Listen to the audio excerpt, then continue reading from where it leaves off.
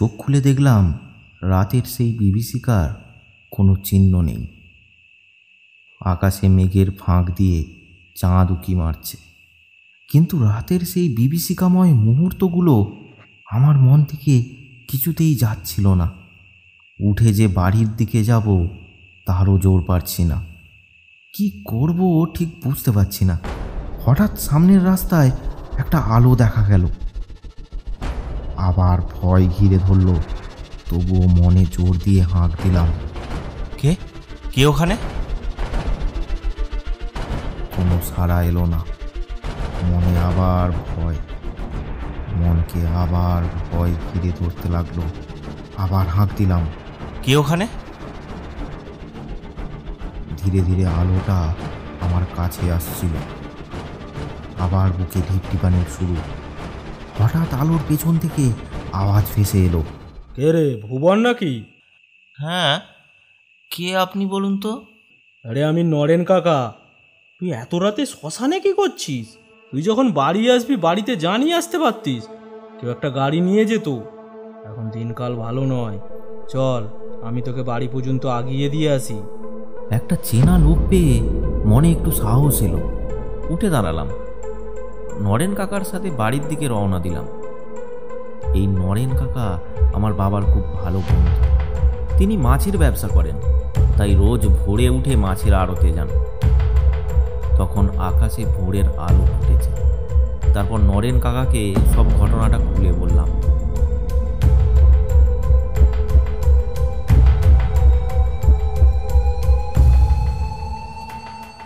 সব শুনে নরেন কাকা বললেন, গগনের সাথে খুব খারাপ হয়েছে, ওদের পরিবারটা নিঃশেষ হয়ে গেল। কেন, কি হয়েছিল? শোন তবে বলি। গগনের পরিবারে 3 জন সদস্য ছিল, গগন, তার বউ আর তার একটি মেয়ে। গগন চাষবাস করে তার সংসার চালাতো। সেবারে অতিবৃষ্টিতে চাষবাস নষ্ট হয়ে যায়, তাই গগনের পরিবার খুব অভাব অনটনের মধ্য দিয়ে চলে। তখন গগন তোর বাবার কাছে খগেন চাটুর্যের কাছ থেকে কিছু টাকা ধার নেয়, আবার চাষবাস শুরু করে। তারপর তাদের সংসার ঠিকঠাকভাবে চলতে থাকে। তারপর সব স্বাভাবিক হয়ে যায়। অনেক কষ্ট করে অর্থ জোগাড় করে গগন তার মেয়ের বিয়ে ঠিক করলো পাশের গ্রামের এক ছেলের সাথে। কিন্তু বিয়ের দিন ঘটল এক অঘটন। কি অঘটন? থাক, ওসব কথা বাদ দে। ওসব কথা জেনে তোর এখন লাভ নেই। আমার মনে কৌতূহলটা বেড়েই চলল। অনেক অনুরোধ করার পর কাকা আবার শুরু করলো। শোন তবে, গগনের মেয়ের বিয়ের দিন তোর বাবা গগনের বাড়িতে যায়। কি হে গগন, খুব ধুমধাম করে মেয়ের বিয়ে দিচ্ছ যে? আগে আগে কর্তা, মেয়েটার একটা ভালো সম্বন্ধ এসেছিল, তাই তাড়াহুড়ো করে বিয়ে পাকা করে ফেললাম। তা আমার পাওনাটা কবে দেবে শুনি? আপনার টাকাটা সামনের মাসে দিয়ে দেব। ওসব চোখের জলে চিঁড়ে ভিজবে না। আমার টাকা আমার আজই সুদে আসলে ফেরত দাও। এই তোরা যা, ঘরের ভেতর থেকে যা আছে বের করে নিয়ে আয়। কর্তা, কর্তা এমন করবেন না, আমার মেয়ের বিয়ে ভেঙে যাবে কর্তা। টাকা ওসুল কি করে করতে হয় তাই খগেন চাটুর্যে খুব ভালো করে জানে।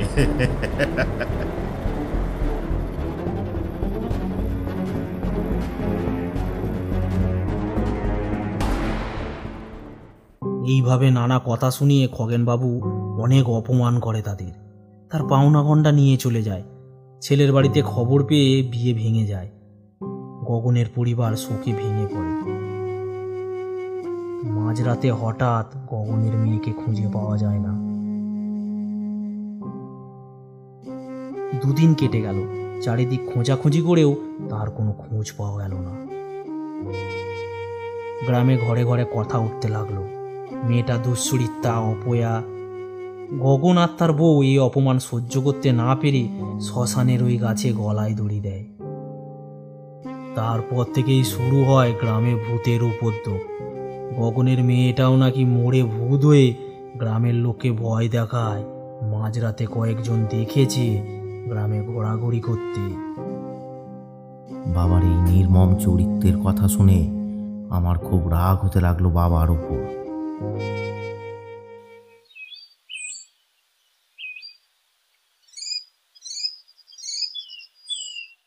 এইভাবে হাঁটতে হাঁটতে আমরা যখন বাড়ির কাছে পৌঁছালাম তখন সকাল।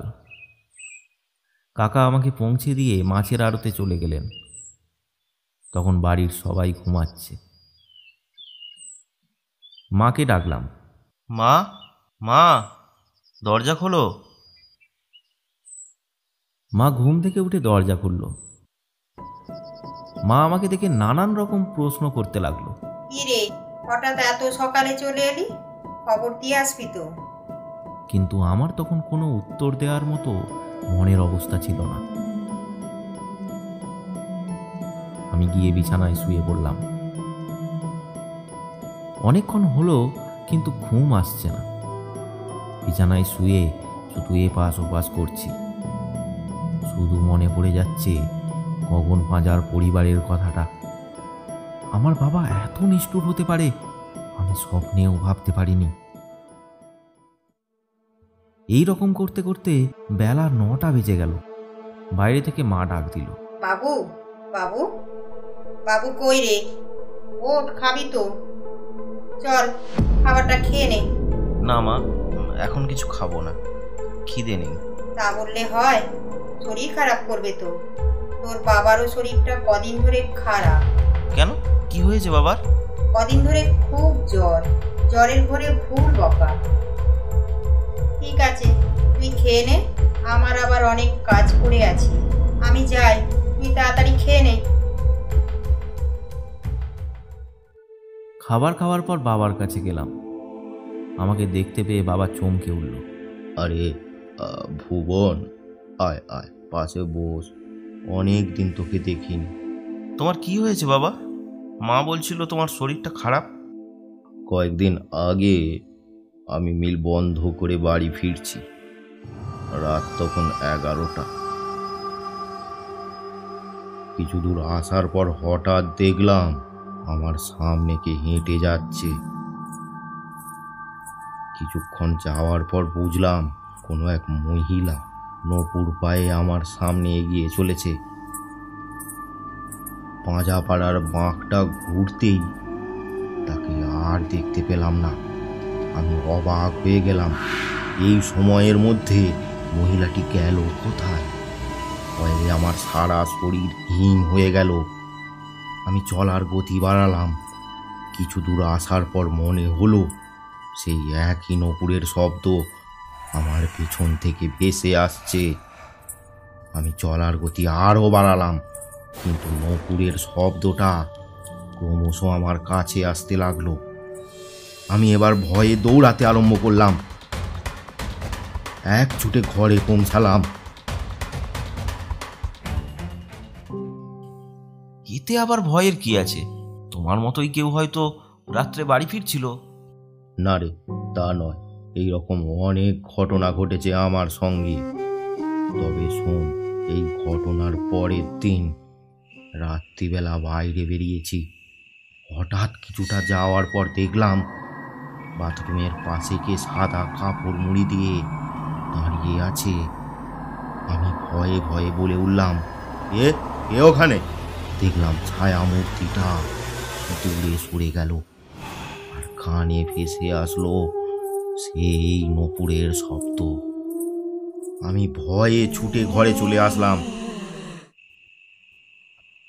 না না বাবা, ওসব তোমার মনের ভুল। বাবার সাথে অনেক গল্প হলো। নানা কথায় কথায় আমার মুখ দিয়ে গগন পাঁজার নামটি বেরিয়ে গেল। তুমি গগন পাঁজাকে চেনো? এ হঠাৎ দেখলাম বাবার মুখটা আতঙ্কে শিউরে উঠল। আমার খুব জানতে ইচ্ছে করলো এর কারণ। ও, তা চিনবো না কেন? তা হঠাৎ সব কথা কেন? বাবা, তুমি এত নির্দয় হতে পারো কি করে? এইভাবে লোক ঠকিয়ে টাকা রোজগার করতে তোমার বিবেকে বাঁধে না? হ্যাঁ, কি বলছো এসব? আমার এমন স্বচ্ছন্দ চাই না বাবা। মানুষের চোখের জলের বিনিময়ে স্বাচ্ছন্দ্য আমার চাই না বাবা। এসব কি বলছো তুমি? এত বড় বড় কথা বলার সাহস হলো কি করে তোমার? তোমার ছেলে বলে নিজেকে ভাবতে আজ আমার ঘৃণা হয়। তোমার জন্য একটা গোটা পরিবার আজ। এত বার বেড়েছে তোমার? এইভাবে বাবার সাথে কথা কাটাকাটি চললো অনেক রাত পর্যন্ত। ভোরবেলা মায়ের ডাকে ঘুম ভাঙল। বাবু, বাবু, ওর বাবা, দেখ না তোর বাবার কাল থেকে খুব জ্বর। একবার যা না, বৈদ্যমশাই ডেকে নিয়ে আয়। সব শুনে আমার মনটা খারাপ হয়ে গেল। কাল বাবার সাথে ব্যবহারটা একটু বেশিই খারাপ হয়ে গেছে। এই ভেবে আমি পাশের গ্রামের তিনু বৈদ্যকে ডাকতে চললাম। বৈদ্য এলো। বাবার তখন প্রচুর জ্বর। বৈদ্য বাবাকে ভালো করে দেখে ওষুধপত্র দিয়ে গেল। আমি নিজে বাবার কাছে বসে রইলাম। আমি নিজেই সারাদিন বাবার দেখাশোনা করলাম। দিন গড়িয়ে রাত, তবুও বাবার জ্বর কমল না। এবার আবার জ্বরের সাথে ভুল বকা। বাবা বলছে,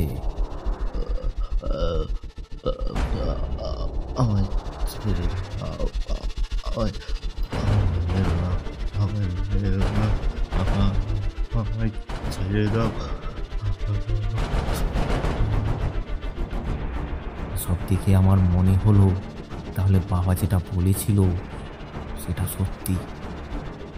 আর আমার সাথেও যেটা ঘটেছিল সেটা ভেবে আমার সারা শরীর শিউরে উঠল। আর বাবাকে যদি সত্যিই অশরীরী আত্মায় ভর করে থাকে তাহলে এইভাবে পাশে বসে থাকা কোনো মানেই হয় না। এইসব ভেবে আমি ছুটলাম বরেন ওঝাকে ডেকে আনতে। বরেন ওঝা বাড়িতেই ছিল। তাকে সঙ্গে করে আমি বাড়ি নিয়ে এলাম। বাবাকে দেখে বরেন ওঝা বলল, ভয়ের কিছু কারণ নেই, আমি মন্ত্রপুত জল দিচ্ছি, রাতে 3 বার খাইয়ে দেবে। বাবা ভালো হয়ে যাবে তো? আমি থাকতে কিচ্ছু হবে না। এই বলে বরেন ওঝা চলে গেলেন।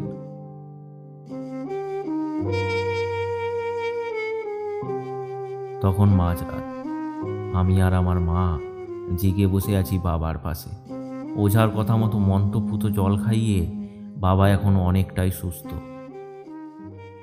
তাই আমি মাকে বললাম, মা তুমি যাও, ঘরে গিয়ে একটু ঘুমিয়ে নাও। মা চলে গেল। রাত তখন অনেক গভীর, তাও আমার চোখে ঘুম নেই। এমন সময় আমার খুব জল তেষ্টা লাগলো।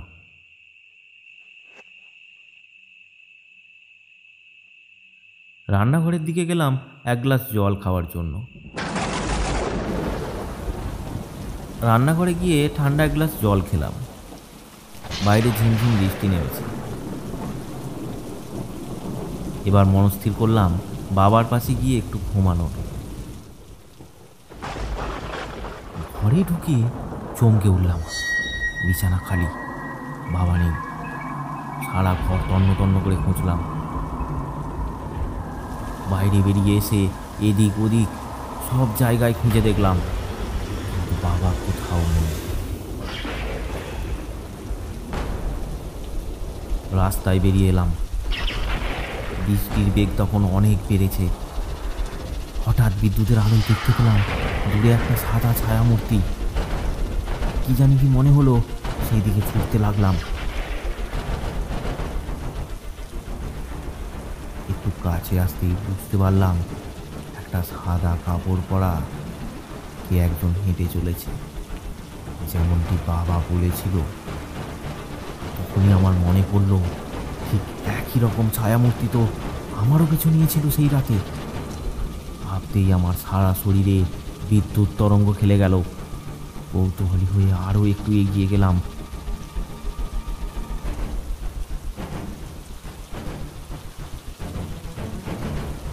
গিয়ে দেখলাম সেই সাদা কাপড় পরা মহিলাটি একজনকে টানতে টানতে নিয়ে যাচ্ছে।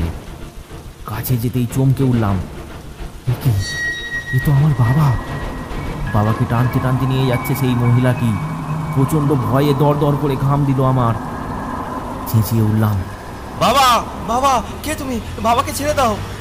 মূর্তিটা সেই মুহূর্তে থেমে গেল, পেছনে ফিরে ঘুরে দাঁড়ালো। তাকে দেখে চমকে উঠলাম। মুখ বলে কিছুই বোঝা যাচ্ছে না, শুধু চোখ দুটি জ্বলছে। আর দেখতে পারলাম না। বাবা! জ্ঞান হারিয়ে মাটিতে লুটিয়ে পড়লাম।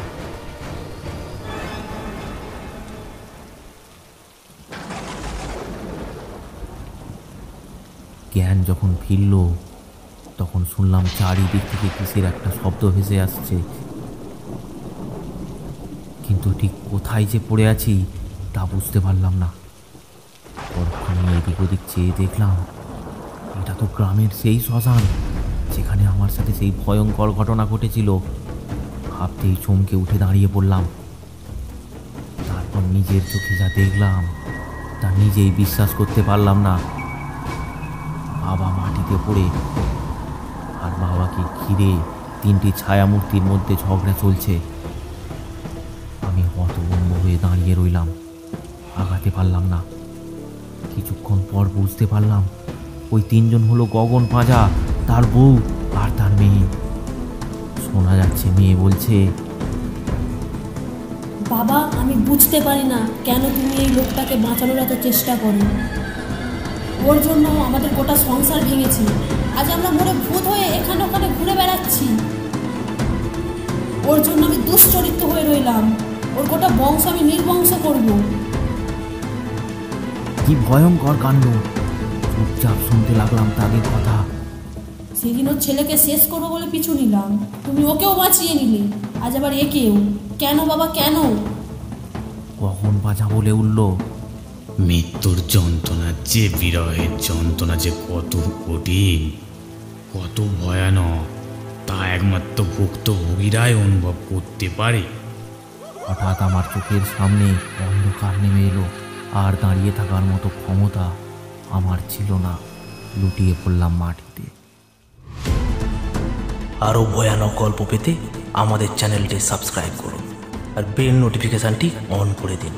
আর কমেন্ট করে জানাতে ভুলবেন না গল্পটি আপনাদের কেমন লাগলো। কমেন্ট বক্স থেকে আমাদের কিছু পছন্দের কমেন্ট আমরা তুলে ধরবো পরের গল্পের শুরুতে। কমেন্ট করে পাশে থাকুন।